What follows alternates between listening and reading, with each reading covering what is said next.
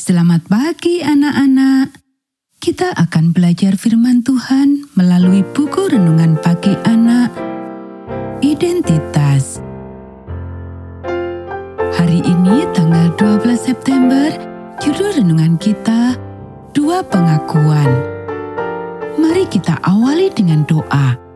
Bapa di surga, kami akan belajar firman Tuhan. Tolong kami supaya kami dapat memahami firman Tuhan. Dalam nama Tuhan Yesus kami berdoa. Amin.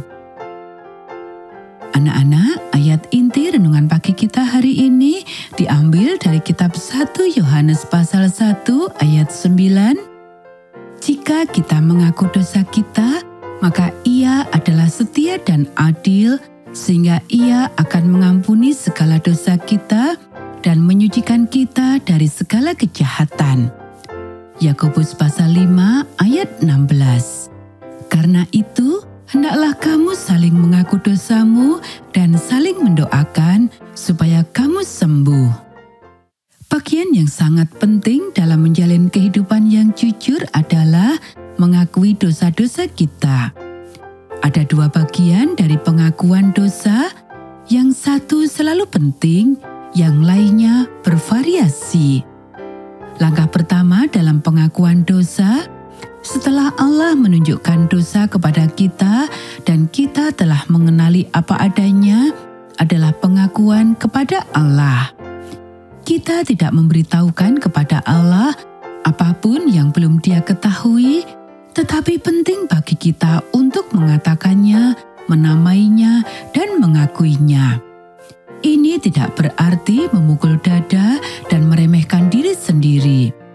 Ini berarti menghadapi pilihan kita dan bertanggung jawab atas pilihan tersebut.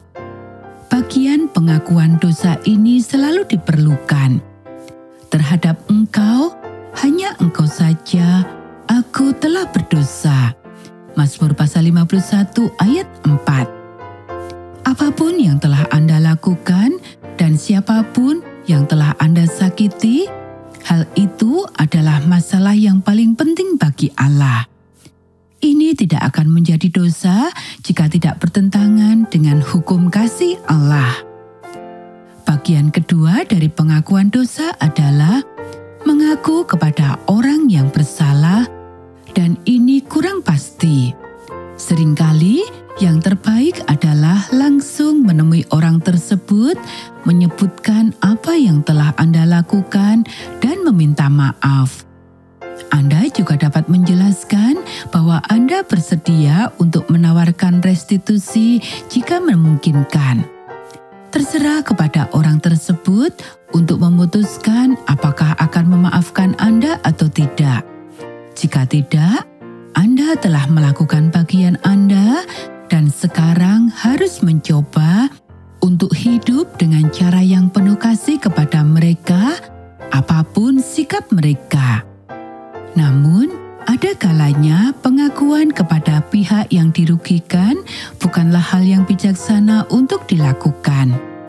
Jika orang lain tidak tahu bahwa Anda telah melakukan sesuatu, misalnya, Anda dapat menyebabkan lebih banyak kerusakan daripada yang sudah Anda alami dengan mengakuinya.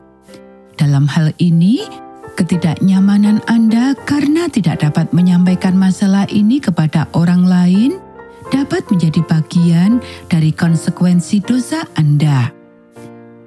Jika Anda tidak yakin apakah Anda harus mengakuinya atau tidak, bicaralah dengan orang yang paling bijaksana dan paling saleh yang Anda kenal dan mintalah nasihat mereka.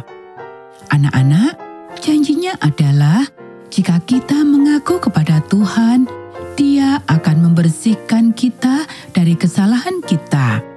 Di dalam kitabnya, satu-satunya kitab yang diperhitungkan, kita bersih, dibebaskan.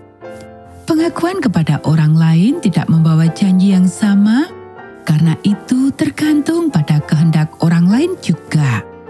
Tetapi, jika orang yang berdosa dan pihak yang terluka dapat setuju, mengampuni dan diampuni, berdamai, maka Tuhan berjanji bahwa mereka dapat hidup bersama secara utuh dan disembuhkan. Anak-anak, demikianlah renungan pagi kita hari ini. Mari kita akhiri dengan doa.